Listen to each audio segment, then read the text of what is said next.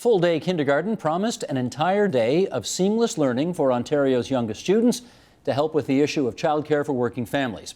But as the program pulls 4- and 5-year-olds into schools, new challenges for childcare have emerged. And joining us now to discuss the state of childcare in a full-day kindergarten world, here are Andrea Calvert, coordinator with the Ontario Coalition for Better Childcare; Zinat Jan Mohammed, Executive Director of the Atkinson Centre for Society and Child Development at the University of Toronto; Wendy Marshall, Co-President of the Association of Daycare Operators of Ontario; Mary Lou Mackey, Executive Superintendent of Education for the Waterloo Region District School Board; and Jennifer Holmes-Weir, Vice President with the YMCA Ontario. And it's great to have you five around our table tonight. Thanks for coming in. Thank you. Andrea, to you first. What impact has the arrival of full-day kindergarten had on childcare in Ontario, in your view? Well, childcare has been historically underfunded, and in fact, some of the impacts from full-day kindergarten have made that worse. But for this government, they've been in now for 10 years. And today you can say that parent fees are going up, ECEs are getting out, and quality in this province is at risk of going down. So it may not be quite as rosy as the minister said in her Never mind, not earlier quite as statements. rosy. That's exactly the opposite of what she just said. The problem with how we fund childcare, many years went by when childcare wasn't even in the budget. We've seen some good initiatives lately, but it's not enough. Parents are paying $10,000 to $15,000 a year per child. If you have 2 children, you can expect to pay anywhere from $20,000 to $30,000 a year. Are you saying since FDK things have gotten worse? I'm saying the financial crisis has continued, and in fact, there are financial pressures on childcare centers from full-day kindergarten. Seen it. I would go back to the original vision, and the plan was to roll out full-day early learning and at the same time think about a different way of funding and structuring early childhood programs. I don't like to create a silo between childcare and FDK. For me, the early years encompasses all of that, including the parenting and family support programs. So in our mind, the recommendations that were established and accepted by the Premier at the time included not just the rollout of full-day kindergarten for 4- and 5-year-olds, but extended day programs that would be school board operated and a more integrated approach to children's services. So I would say that part A of that has happened. The extended day situation has been a little bit chaotic, although we have some really good examples, including Waterloo, and I'm glad that Mary Lou is here. And in terms of the childcare funding, I think that if we maintain the status quo around the design of both the funding and the delivery of services, then we'll continue to experience exactly the kind of chaos that we are experiencing. I think that there's a possibility here for a different model. Okay, let me hear from Waterloo now, because from what I hear, what they intended and what you're doing is happening. Is that right? We like to think so. It hasn't been without its challenges to get to that point. But yes, we are running a board-operated extended day program in the majority of our full-day kindergarten schools. It is a seamless day, as was envisioned by the vision that Pascal put forward, Best Futures in Mind. We have the ECEs, who are board employees, who start the day at 7 a.m. They move into the school day and work with the teacher during the day. A second one comes in later in the day and spells off, and the schools continue on till 6 p.m. So that's the seamlessness of the whole thing. All in the same location. All in the same location. And what some of the impacts that has generated for our community. And again, I think the important piece around this is going back to what it was originally envisioned to do. It was envisioned to create accessibility. We had a large number in our region alone. 84% of our families have 2 working parents. And there was only 38% of those parents able to access any kind of care at all.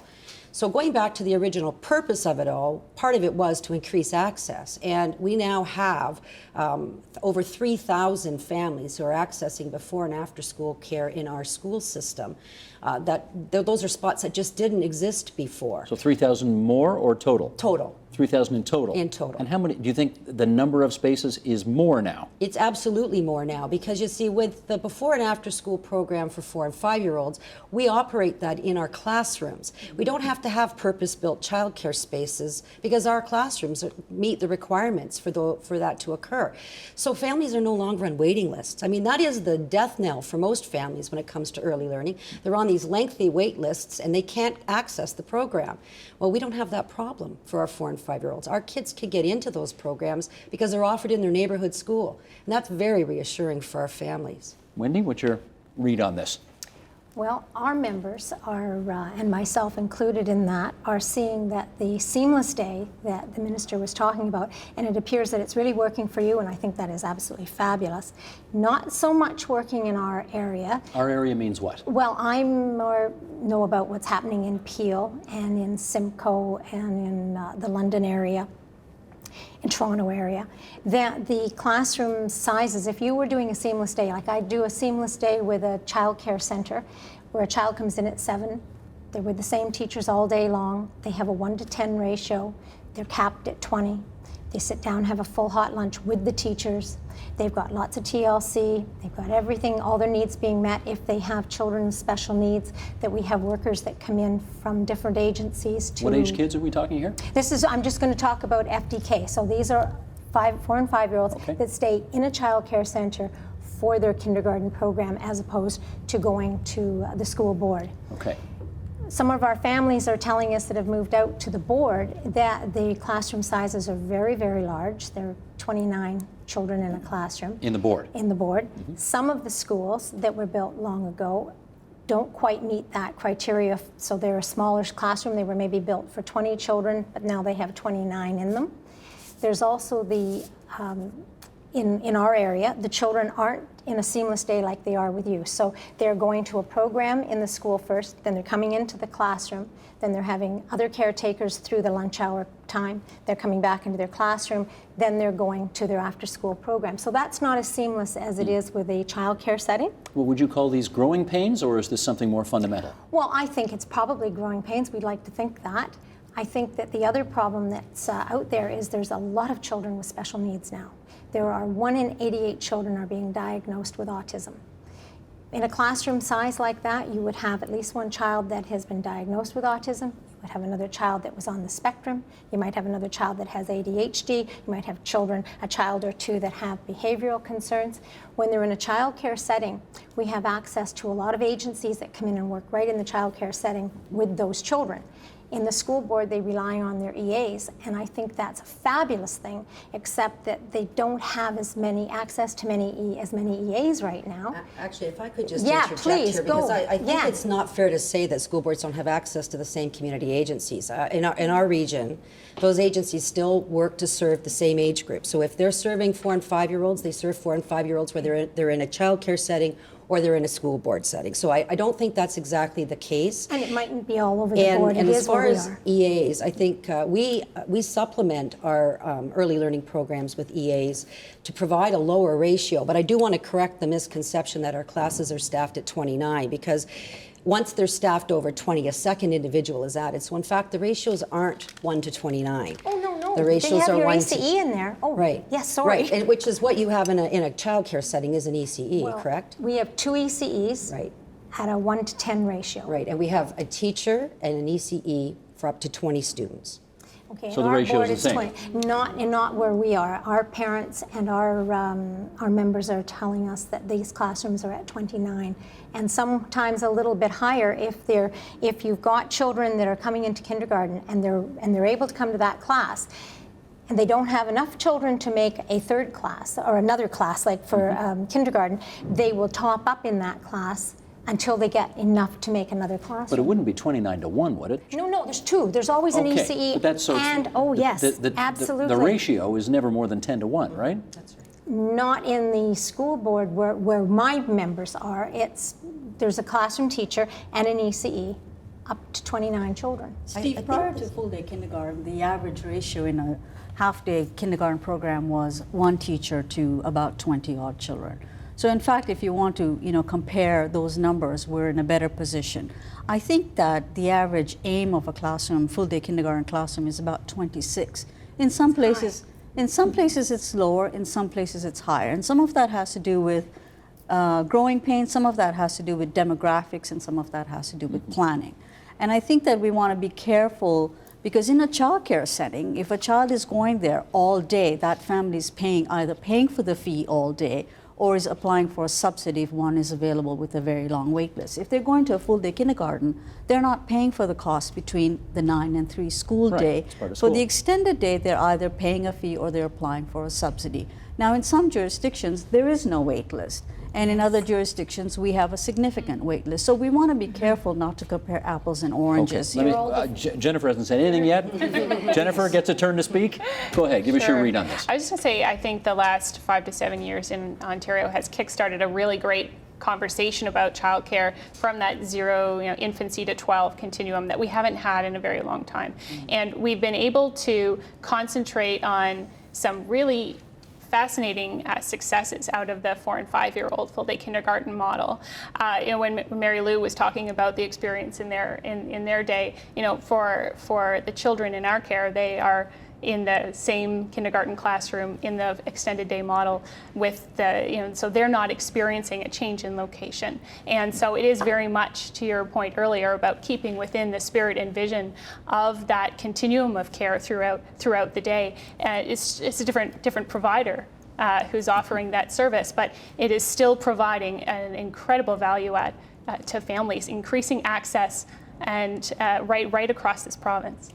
Andrea, I've got to come back to you, because anybody watching this will probably conclude there is a serious disconnect between, for example, Mary Lou, who says things are going relatively tickety-boo in Waterloo, and it's rolling out exactly in the way the government envisaged it when it unveiled this 4 or 5 years ago, and you, who says that your operators and your sector are under fire and this is going to hell in a handcart. So help us understand this. Well, when you talk to parents, what parents want is affordable, accessible childcare. And quite frankly, this government hasn't delivered on that. I mean, only 20% of children are in a licensed childcare program. In terms of the fees, I mean, I credit what you're doing. I think you're being creative, imaginative, doing a wonderful job, but your fees are $24. I still think that's more than the average family can afford to pay. And it is not the school board's responsibility to fund childcare in this province. It is a provincial responsibility. We have seen a succession of one-time stopgap emergency funding that needs to stop. We need a child care system. You want the funding to stop? No, we need the one-time stopgap funding to stop. Oh. We need to build a child care regular, system. predictable. Like they have in Quebec. They have affordable child care at $7 a day. Affordable to whom? Affordable to everybody. Well, it's not to the $7 a taxpayer. day. Taxpayer can't afford Quebec makes back every dollar they put into that program, they get back in tax revenues and increased economic activity. So for the Quebec government, for the federal government, that $7 a day childcare program makes money. It's the best investment Ontario could make, be to massively invest in childcare programs so it would be available, allow families to work. So it is really critical that we actually do better than $24 a day, that we really make childcare more affordable, because that's what parents really need. But let me understand this. Do you object to the new program, the new seamless day as they're doing it in Waterloo? Do you object to that? No, not at all. You don't. So what's the problem? We don't have enough. For the younger years, childcare really is being driven up against the rocks. I mean, there are some serious, serious financial problems. Full-day kindergarten didn't create those problems. It makes some of them worse because some of the 4 and 5-year-olds have moved out of our programs. But for infant care, if you want to find an infant care in this province is almost impossible. The problem is we expect parents to pay 100% of the full cost of childcare. As long as we expect parents to pay that cost, we'll never achieve universal, affordable childcare. You look like you're just not buying all of this entirely. Well, I don't want to debate the issue around affordability, because I agree that what we should be working toward is making it affordable for all and making it accessible to all. I mean, the day of debating whether we need it or not, I think we need to put that behind. And in fact, I would really like this to not be a debate any longer. It would be so much better if we could work together to make this work. I have to tell you, the Waterloo experience wasn't all rosy. I mean, we did go through some real challenges, and many of those challenges were from within the childcare sector itself. What does that mean? Well, I mean, the providers were worried about loss of their own revenue, and in fact fought us quite hard when we decided to go down the path of board-operated extended day. And to the end, we ended up with a compromise that still has our providers in some of our sites, but board-operated many of the others. But I will tell you, had we gone down the path of completely board-operated, it wouldn't be $24.50 we were charging our families. It would have been less. And that's because there is an economy of scale in the board operating this. One of the things the sector has lacked for a long, long time, and although I am a board person, I've been involved with the sector on the periphery for a while, is a system. It's a series of programs, but it's not a system. And that lack of systemic approach has cost the sector a lot. It's very competitive. Programs compete against each other for children, and it's not healthy. We need to make it a system. Okay, let me pick up on a lot to pull apart there. Yes, and I want to pick up on no, that's fine, but I want to pull something out of the middle of that answer, and I want to go over here to Wendy on that, which is how much of the criticism of how full-day kindergarten has had an impact on childcare in Ontario is from those who, for a lack of a better expression, whose ox is getting gored because they don't have as much business now that the schools are providing this service as they did before?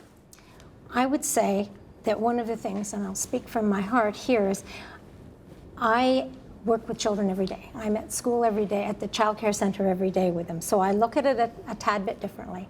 And I see those children, and I go back to the ratios, and I know we're going to even them out when the time comes. I'm sure that it will, because I think that the board had the absolute best intentions when they put the seamless day out there. I think that they envisioned something very wonderful.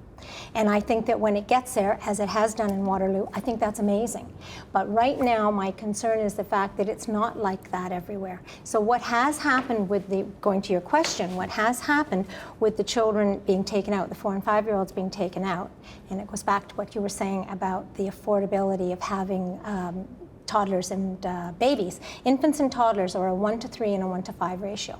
So when the children go to the board at 4 and 5 years old, now we have space, you're right.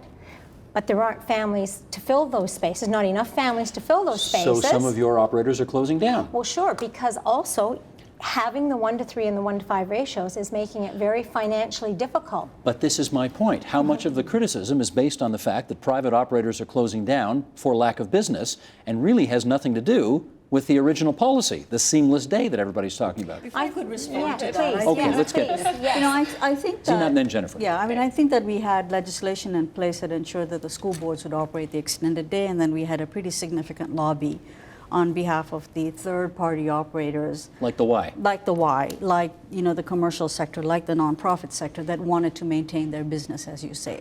As far as I'm concerned, I think that we have a significant amount of research that shows us in a publicly operated, publicly accountable system, you can ensure that you're going to have a more integrated approach to children's services. And I'll use education as an example, primary education. If you want to buy private education, you buy it. If you want to go send your child to a public school, they simply go to the door and they register whenever registration is happening, or in fact, they can register at any time. That's what we're looking for in early learning. When I think of a child in the early years, I'm not just thinking about the 4 and 5-year-old, I'm also thinking about the 1-year-old child. So as long as we have this 2-tier private-public system, we're going to continue to experience... Okay, hold off on that, because you're making an argument for a much broader public thing, which I'm going to get to. But I do think that there was a problem with the lobby that ensured that the competitive conversation continued to play a part in the table around who can access and what the cost of childcare is. Okay, Jennifer, all right, first of all, you want to respond to this? Then I'm going to follow up. Go ahead. Absolutely. Just one thing that I would like to point out is that we have some fabulous school board partners, and it is not just a competitive environment, an adversarial environment that I think we're in danger of painting. From the earliest days at the Legislative Committee, Ontario Public School Boards Association even said that partnering with third-party operators, particularly in the not-for-profit sector, were long-standing relationships that were extremely successful and very much keeping within the values of the seamless day. in the Pascal report. And we have been Sorry, working with you just dropped it. The Pascal report was Dr. Charles Pascal, Sorry, yes. who was Premier McGuinty's early childhood education advisor, who wrote the report on this, and basically all of what's happening today is emerges from his recommendations. It stems. And so I think there was a recognition from our school board partners very early on that there was more than one way to achieve the vision. And it also comes from a recognition that children aren't just 4 and 5, and so you may have a 4-year-old, but your family may also have a 7-year-old. Your family may also have a 2-year-old.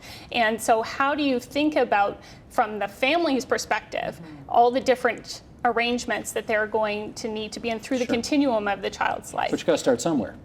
Absolutely, which is why we felt from that perspective that a relationship between the school boards and nonprofit organizations like the YMCA was an important part of the vision to move forward.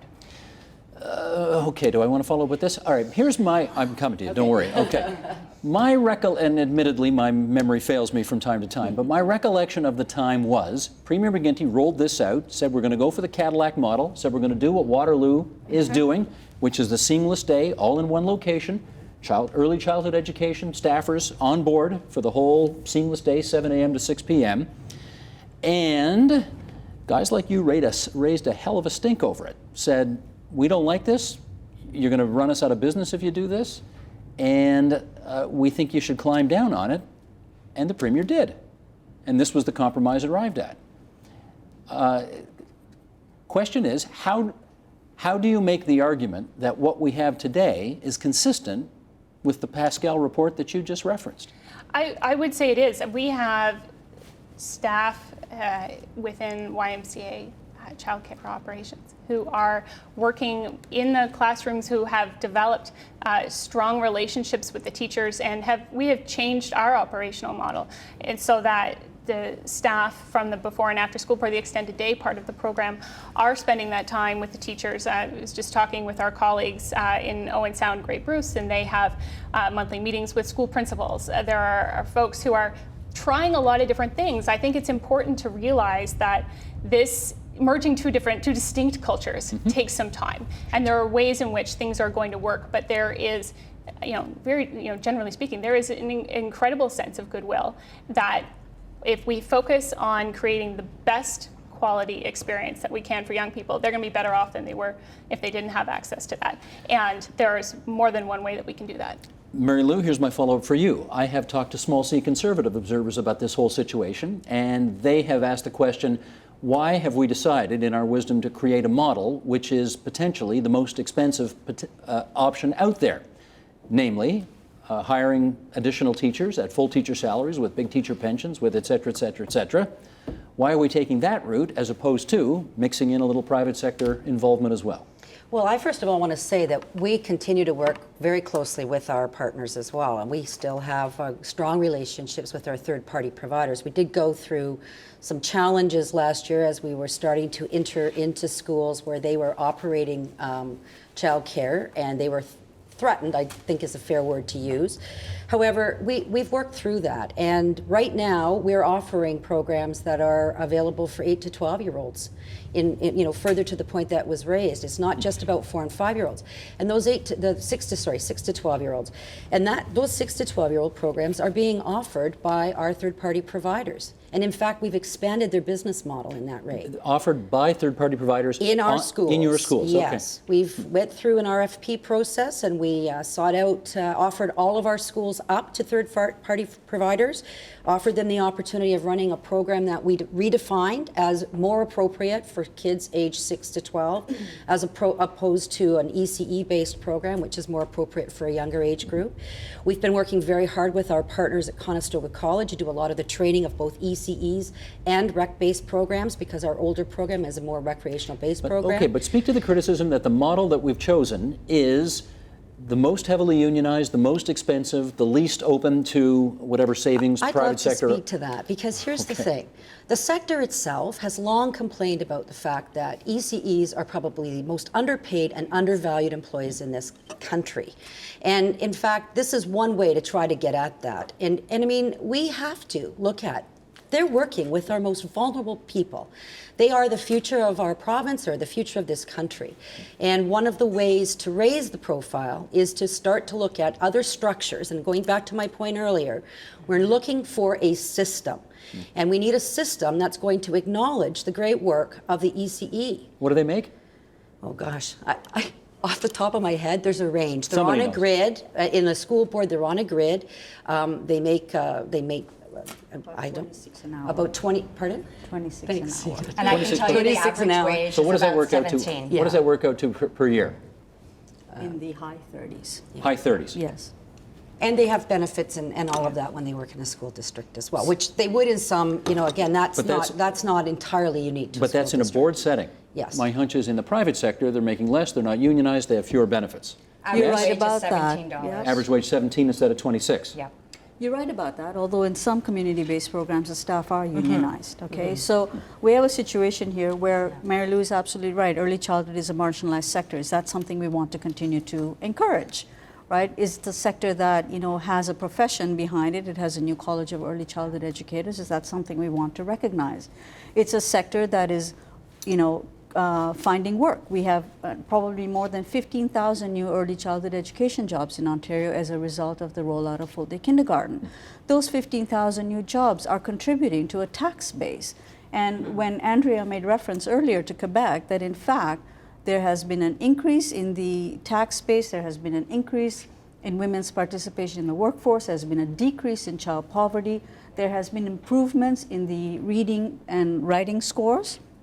And we are starting to see some preliminary research in Ontario based on the first couple of years of rollout around kids who attend full-day kindergarten as opposed to the ones that don't.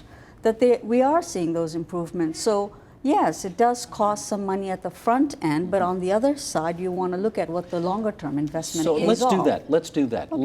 Let's consider, because I know you all watched Liz Sandals' interview beforehand, and you heard the kind of changes that she's talking about making, and we've also talked about how the system, I know we don't have a system as you've said, but whatever it is we're calling what we have in Ontario today is partially seamless day within a school and partially agreements with other providers as well and so on. Where's all this going? Start. Well, we need more money. Okay, And but you know what? You're not going to get more money.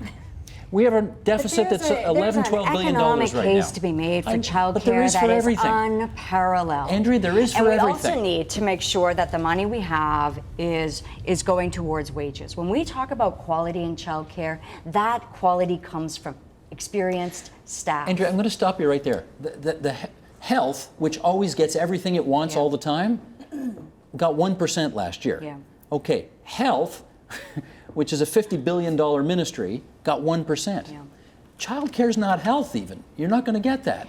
Well, I got to say, there are tens of thousands of parents who would walk over hot coals to get affordable child care. So they want it. Not sure that, would they be prepared to have their taxes go up 10% to pay for it? I don't know. You know, I don't know. But honestly, we are leaving families in the lurch, and we're actually hurting ourselves economically by not being able to free up families to be able to work. Those child poverty reductions come because poor children live in poor families, and enabling their parents to work is what helps lift families out of poverty.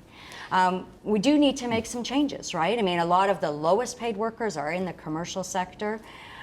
We don't think that there should be future expansion in the commercial sector, but the government should invest in not-for-profit childcare. It does an excellent job. The amazing creativity in childcare is truly breathtaking. How does the government invest in not-for-profit childcare?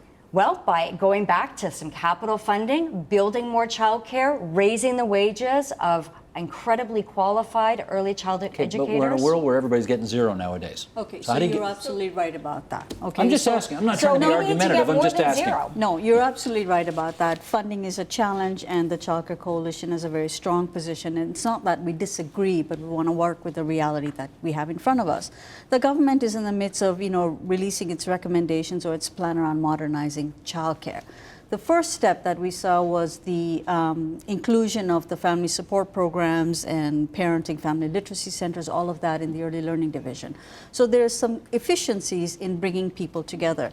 It's a mistake to think that we can continue to operate in the status quo model that we have, so that we have several hundred different childcare centers that have several hundred directors. As opposed to a system. As opposed to a system that is somehow integrated, that is somehow managed at a systems level. And the municipalities who are interested in rebuilding and redesigning would argue that there needs to be a plan in place that is led by the Ministry of Education. Right now, as the minister alluded to before, they're dealing with the DNA, they're dealing with the Education Act. You're not selling Wendy here. No, and that's perfectly ahead. understandable. What's the trouble, Wendy? I wasn't going to say anything against what you were saying, but Yeah. I think that what we've also missed here is, what about parental choice? Well, that's an interesting question, and go ahead. Yeah, so if we were offering more subsidies to families so that they could choose where to take their children and where they wanted their children to go So to a care. voucher type of system? Well, it could be voucher, it could be just subsidy as it is now. Like, we do have a subsidy system in place right now.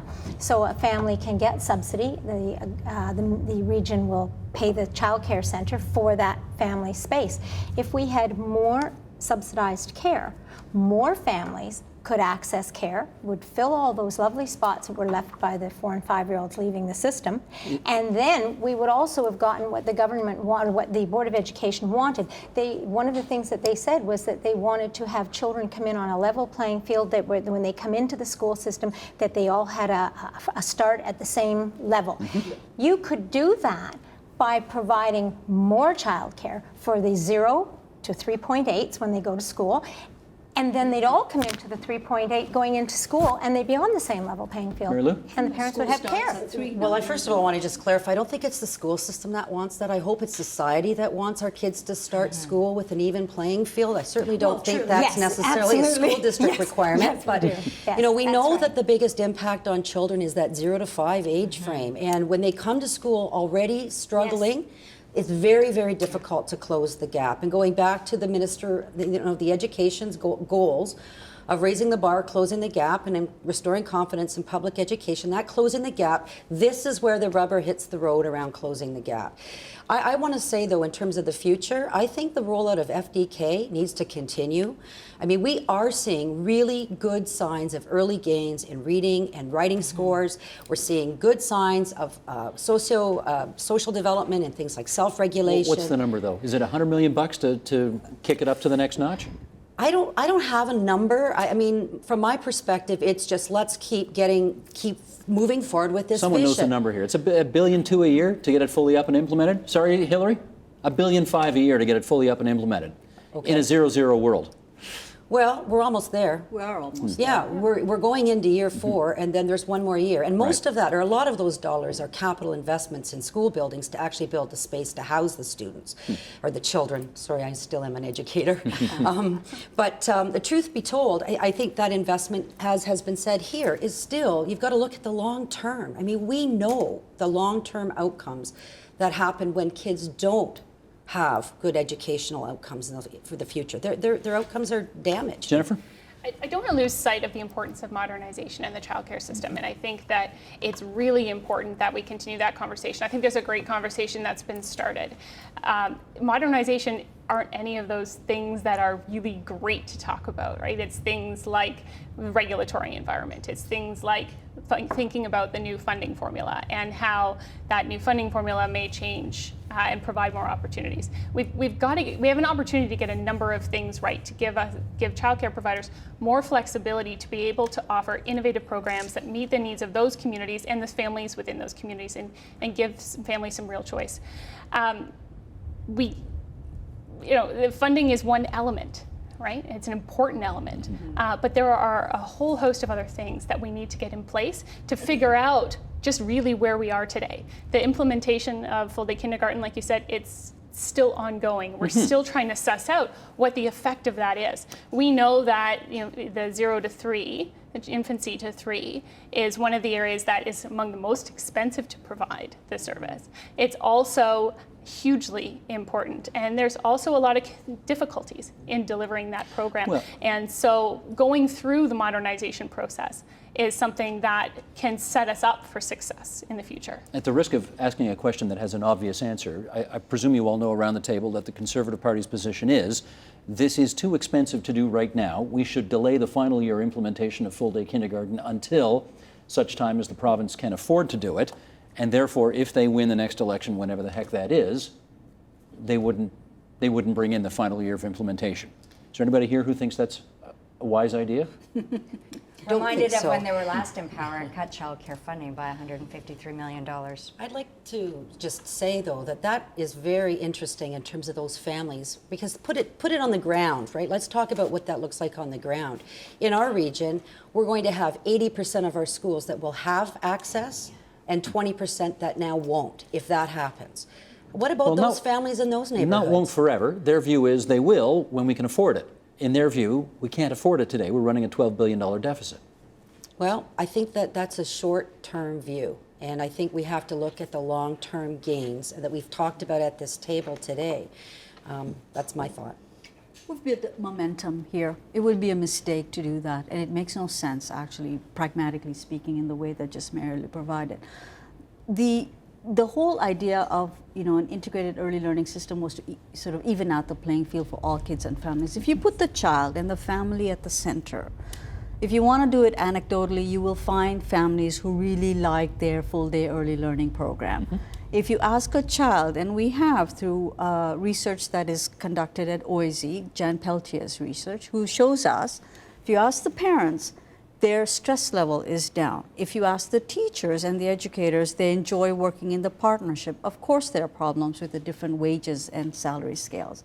If you ask the children what they think, the kids who are in an integrated early learning program actually appreciate and recognize everybody as their educator. If Do they really? Yes, they do. You interview 4-year-old and 5-year-old kids and they can give you absolutely do, and they can good draw responses? their experience, and then you can analyze those experiences, and I'm happy to send you that information if you like, okay? We absolutely can. We have examples in Waterloo that are coming about. Sudbury has 100% school board operated extended day program. So for me, the next step is that if we're going to build a system that is community-based, that the school is at the center of the community, can we see a different approach to the way that schools operate? At Toronto First Duty, we noticed that the prenatal health practitioner needed a space to deliver prenatal health programs. She did it through the family resource program in the school. We need to be able to see our schooling system as different. But I think that there is a lot of truth in ensuring that we don't continue in the status quo. That is a significant mistake we are making all along the way. Status quo referring to? Referring to the multitude of childcare operators out there, we have to go the next step and take the risks as the childcare community around doing some of that merging and some consolidation. We ask governments to do it. We ask the healthcare sector to do it. And I think that childcare is poised to do it. We're not going to be able to cope expecting that, oh, the 4- and 5-year-olds are in the school system, I can't operate my business. We have to think about it in a different way. It's not a business. That was the original plan. Yeah, it's not a business. It's a public program for children and their families. And we need more of it. It needs to be ramped up. Only 1 in 5 children has access to a licensed childcare space in this province. 70% of women with children under 5 are working. Andrea, I gave you the first word. I'm also giving you the last word, because that's just the kind of mood I'm in today. I want to thank everybody for coming around our table this evening and having this discussion. Andrea Calver, the coordinator of the Ontario Coalition for Better Childcare. Zinat Jan Mohammed, the executive director at the Atkinson Centre at OISE, U of T. Wendy Marshall, co-president, the Association of Daycare Operators of Ontario and the owner-director of the Pumpkin Patch Childcare Centres. Mary Lou Mackey, executive superintendent of education, the Waterloo Region District School Board. Jennifer Holmes-Weir, Vice President, YMCA Ontario. Thank you, everybody. Thank you. Support Ontario's public television. Donate at tvo.org.